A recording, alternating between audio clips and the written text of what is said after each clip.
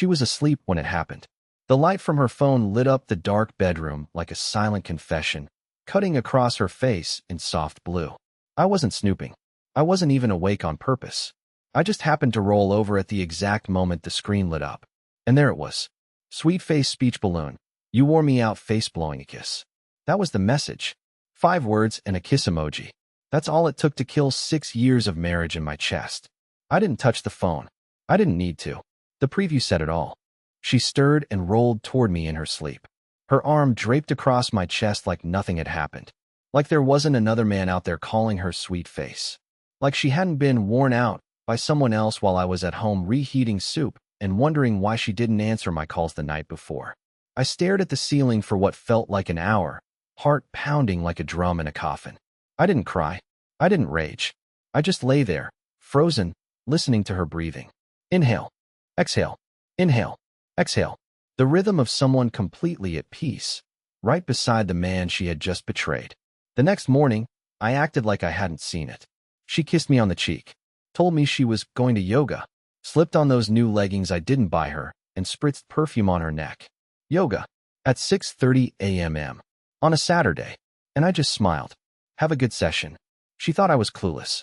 She thought I was the kind of man who wouldn't want to know. She was wrong. After she left, I picked up her phone from the nightstand. It was still unlocked from earlier. The message was gone, deleted, but the name was still in her contacts. No last name, just sweet face and a little heart next to it. I didn't open the thread. I didn't want to see the pictures, or the dates, or the voice notes. Not yet. I wasn't ready to bleed that fast. Instead, I put the phone down, walked into the kitchen, poured myself a glass of water, and stared at my reflection in the microwave door. And then I whispered it out loud for the first time. She's cheating on me. No dramatic music. No thunderstorm. No collapsing to the floor. Just the sentence. Just the truth. I sat at the kitchen table for hours after that, not moving. I didn't even check the time. I just watched the shadows shift across the floor. When she came back, her hair was damp, her skin glowing, her voice light. I think I'm going to take a nap, she said, yawning. I nodded. You must be worn out. She froze.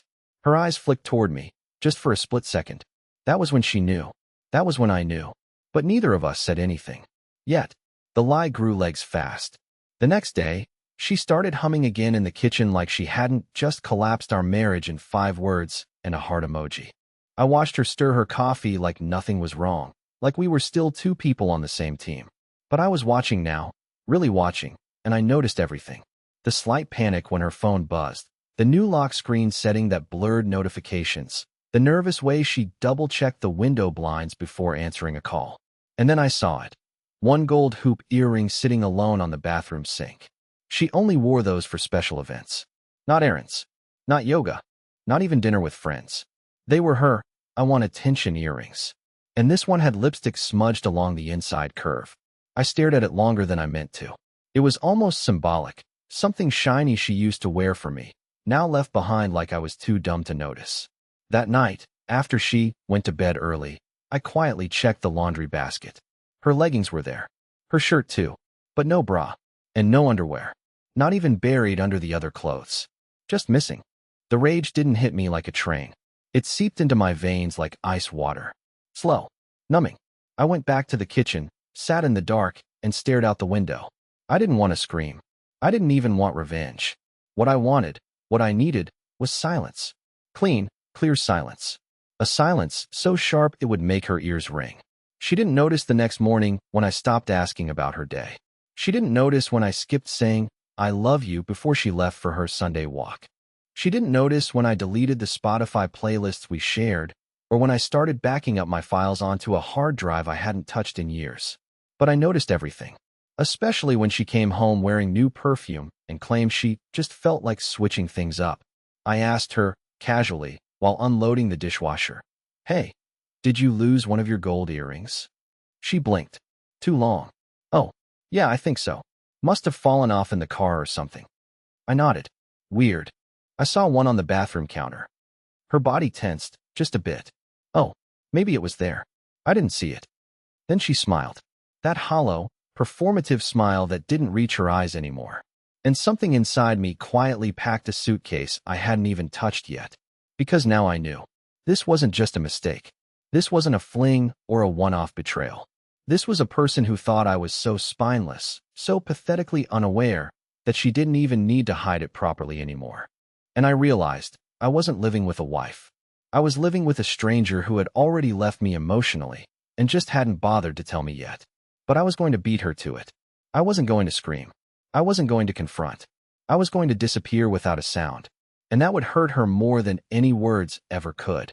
The next piece didn't come from her. It came from someone she never imagined would give it away. I wasn't hunting. I wasn't fishing for clues or snooping in drawers.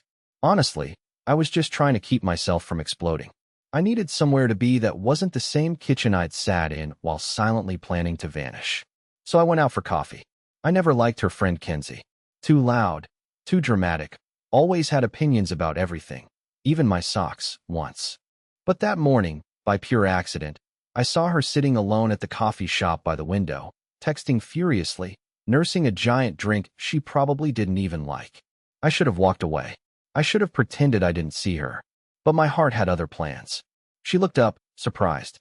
"Oh, Darwin." The way she said my name. It wasn't rude, it was hesitant. Like she didn't know how I'd react. Like she already knew something I hadn't admitted out loud.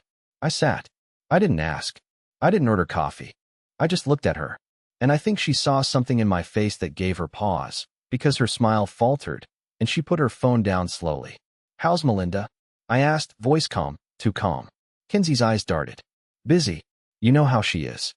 I nodded. "Still going to yoga with you in the mornings?" That was the first crack. She hesitated. "Sometimes. Not this week. Or last week. She's been slammed." "Right," I said slowly. "She told me she went with you yesterday." And that was it. Kenzie's expression shifted, not dramatically, not with gasps or dropped drinks, but with the quiet panic of someone realizing they've just walked into a trap. "Oh, maybe she meant the week before." I didn't say a word. I just kept staring. And eventually, Kenzie broke. "She's not a bad person, Darwin," she said suddenly, looking down at her cup. "She's just confused. People make mistakes. You two have been together a long time. That's hard." And there it was. Confirmation, without the actual confession. The words no one had said yet, but now lived in the space between us like smoke in a closed room. I wanted to ask a million questions. Who is he? How long? Did you cover for her? Does he know about me? But instead, I stood up. Calmly, quietly. I thanked her for the honesty she didn't mean to give me, and I walked out. By the time I got home, I had already disconnected the cloud backups on our shared accounts. I started removing myself from every digital space we shared, streaming platforms, shared calendars, joint grocery apps. Not because I was running, but because I was preparing for something she would never see coming. The moment I became invisible. That night, when she came home smelling like mint gum and guilt, I asked her how yoga was. She smiled, rehearsed, tired, fake, and said, "Kenzie pushed me hard today." She had no idea what I knew. She had no clue the countdown had started. She thought she still held all the cards. But I was already learning how to disappear. I don't believe in signs, but sometimes the universe drops one so loud, so perfectly timed, you can't pretend it's just coincidence. It was a Wednesday afternoon. I was still pretending to work, pretending to smile, pretending my life wasn't peeling apart like cheap wallpaper. The only thing keeping me steady was the plan. The silence. The slow unraveling of my presence in her world. And then the message came. Not to me, not directly. It was one of those group texts. A notification on her old tablet we both forgot was synced to her phone. I hadn't touched it in months. It was buried under a pile of receipts and unopened mail on the bookshelf.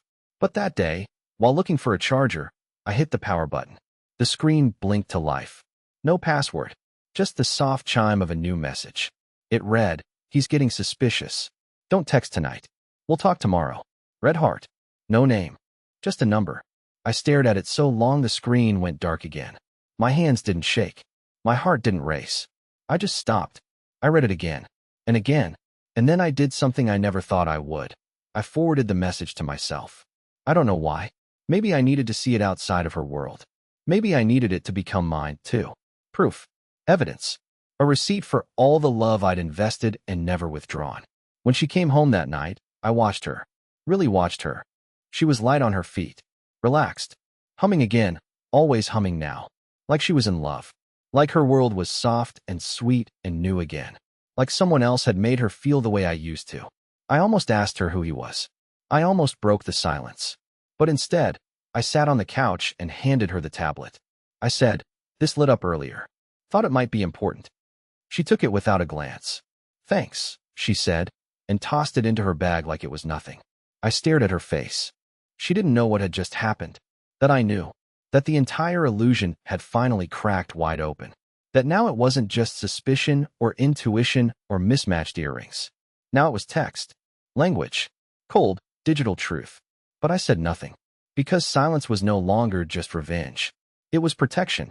She walked into the kitchen, poured herself a glass of wine, and turned on a playlist that used to be ours. She didn't even realize the lyrics cut differently now. She didn't notice when I walked out of the room and closed the door behind me.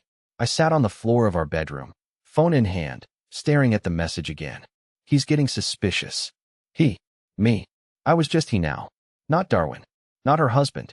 Just some obstacle in a story I wasn't even a character in anymore. That was the night I made the final decision. I wasn't going to argue. I wasn't going to demand apologies or scream or beg or cry.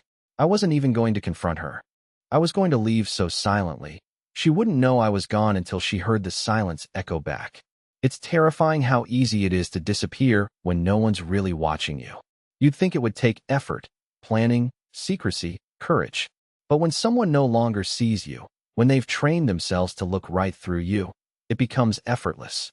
You start fading like a stain in the carpet no one bothers to clean. That Friday, I started with the keys. Not hers, mine. I took the spare set of apartment keys from the hook by the door. The ones we never used. Then I removed my name from the dry cleaning account we shared. After that, I canceled the monthly tea subscription I used to love, but she always made fun of. A tiny thing, but it felt like peeling off a layer of dead skin. She didn't notice. She was too busy texting someone she called Kayla, but never mentioned out loud. Too busy leaving the room every time her phone rang. Too busy making dinner for one, even when I was sitting in the same house. I started packing things, quietly, slowly. Not suitcases. That would be too obvious. I used grocery bags. One drawer at a time. T-shirts she never noticed, old notebooks from college, my grandfather's watch she once called too clunky. I'd take a few things every time I left for work and drop them off at a storage locker I paid for in cash. It was 15 minutes out of the way, in a part of town she never visited. It smelled like damp cement and old furniture, but it felt like freedom. I even took down my favorite photo of us from the hallway wall. The one where she's looking at me, laughing, not posing. I replaced it with a generic print of flowers I bought from a thrift store for $3. She didn't react. Not a word. I don't think she even looked. The silence between us wasn't heavy anymore. It was hollow, like an empty theater after a bad play. She had stopped pretending, and now so had I. One night, while she was showering, I found a receipt in her jacket pocket. A dinner for two at a restaurant that was reservation only and hours away from where she claimed she was. I didn't confront her. I didn't cry. I didn't text screenshots to her friends. I just added it to the file. Yes, I started a file. Printed messages. Dates. Times. Screenshots. Photos. Her schedule changes. Lies layered on top of lies. I didn't know what I'd do with it yet. But something inside me needed to see the truth, not just feel it. Maybe I wanted proof for the day she tried to spin the story in her favor. Maybe I wanted something to remind myself I wasn't crazy. Or maybe I just wanted to hold it like a mirror, so that when I finally walked away, I could look back and not doubt myself. She still called me babe, once or twice a week. Like muscle memory. Like tossing a dog a bone. But there was no affection in it. Just empty habit. And when she fell asleep next to me on Sunday night, sighing contentedly after texting someone under the covers, I stared at the ceiling again. Same spot, same angle, and realized I was closer than ever. Closer to being gone. Closer to watching her realize I had vanished before she could explain away her choices. Closer to finally being silent enough for her to hear her own guilt. It happened at 2:41 a.m. I was already awake. Not because of nightmares or guilt or insomnia. Those stopped a while ago. I just didn't sleep much anymore. My body had adjusted to the quiet. My mind had stopped expecting comfort. She stirred first, rolled over, reached across the bed. Her hand hit the empty sheet where I used to lie. I watched from the armchair across the room. I'd been sitting there since midnight, phone off, lights out, just watching her. I don't know why I did it. Maybe I needed to see her dream. Maybe I wanted to catch her murmuring his name in her sleep. Maybe I wanted to see if there was any part of her still trying to find me in the dark. But she didn't murmur. She didn't even twitch. Until that hand hit empty fabric. Her eyes opened slowly, confused. She reached again. Sat up. Looked around. The glow from the hallway cast just enough light for me to see her face shift. From sleep to concern to something closer to panic. "Darwin?" she whispered. I said nothing. She stood up, padded to the bathroom, checked the hallway. I heard her open the front door, peek outside. When she came back, she looked disoriented. Like someone waking up in a world slightly off from the one they remembered. I was still in the chair. I don't think she even saw me. She crawled back into bed, pulled the blanket up to her chin, and stared at the ceiling, my spot. That was the first time she sensed it. That I wasn't really there anymore. The next morning, she made coffee for two. She hadn't done that in weeks. She placed the mug in front of me with a nervous smile. I didn't thank her. I didn't touch it. I just looked at it, like it was a trap. "Rough night?" she asked casually. I shrugged. "You weren't in bed," she added, softer now. "Neither were you." "For months," I replied. Her face froze, like I'd slapped her without raising my hand. She looked away, lips parting slightly, like she wanted to say something, anything, but couldn't find the script. Her phone buzzed on the counter. She didn't check it right away. That was new. I stood, grabbed my bag, and headed for the door. "Hey," she called out. I turned just enough to let her see the side of my face, but not my eyes. "I was thinking maybe we could do dinner tonight. Just us. I'll cook." I gave the softest nod. Not yes, not no, just enough to let the silence linger. And then I walked out. The truth was, I already had dinner plans, with a locksmith. I was changing the locks on the apartment I'd signed for last week. She didn't know about it. She didn't even know the bank account I'd opened in another name. Or the boxes I'd been moving into the new place, one by one. Or the lawyer who now had a copy of everything in the file I'd built. She'd just started looking for me, but I was almost gone. I knew the moment she started to spiral, not because she cried, not because she screamed, but because she tried to be kind. Too kind. Like someone who suddenly remembers they left the stove on weeks ago and hopes the house hasn't burned down. She came home with a bag of my favorite snacks. Stuff she used to tease me for. She cleaned the bathroom without asking. Folded my laundry for the first time in months, even though I'd already packed half of it into storage boxes she hadn't noticed missing. I let her do it all, quietly, from a distance, like a man watching someone repaint the Titanic moments before it sinks. That night, she cooked dinner. Real dinner. Candles. Music. A bottle of wine we'd been saving for some occasion that never came. She set the table like she was trying to summon a version of us she hadn't spoken to in months. "I feel like we've been a little off," she said lightly, her voice balancing between guilt and hope. "You okay?" I looked at her for a long time. Not at the meal. Not at her dress. At her. She looked beautiful in the way a stranger sometimes does, familiar, but no longer yours. "I'm fine," I said. It was the first real lie I'd told her, and it landed like a glass shattering on tile. She chewed her lip, picked up her fork, then put it down. "I miss us," she whispered. "I know I've been distracted. Work has been insane, and I haven't handled things the best." Distracted. That was the word she chose. As if what she'd done was get lost on a walk, not lost in another man's arms. Still, I didn't speak. She reached across the table, tried to take my hand. I let her. It was cold. Her grip was softer than I remembered, almost like she wasn't sure I'd still let her touch me. "I don't want to lose you," she said. "I really don't." And that's when I knew. She felt it. The shift. The gap. The void she hadn't noticed until it was already wide enough for me to step through. But I was still there. Physically. That made it worse. The more I stayed, the more she unraveled. She tried harder the next day. Left sticky notes on the bathroom mirror. Made coffee. Texted me midday just to say she was thinking about me. But the messages didn't match the timestamps of her past ones. I already had the receipts. The gaps. The silence she gave me when someone else had her full attention. Now she wanted to rewind. But I didn't.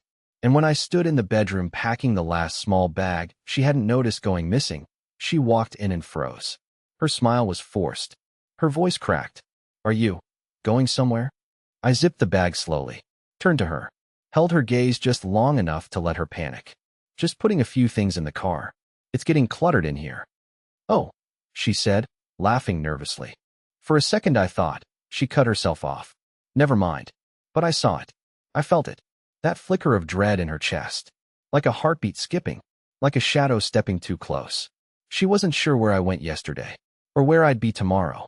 And for the first time since this all began, she was the one trying to read me. The last morning felt strangely calm. The air was still. The city outside was already stirring, but inside the apartment, time had slowed to a final heartbeat. I sat at the table with 1 cup of coffee. Just one. I hadn't made her a cup in weeks, and today wouldn't be the day I broke that streak. Everything was done. The boxes were gone. The drawers half empty. My name was already off the lease. The silence had stretched far enough that even she had stopped filling it with excuses. In a way, she had become a ghost before I did. I left the keys on the counter. But I didn't leave without saying goodbye.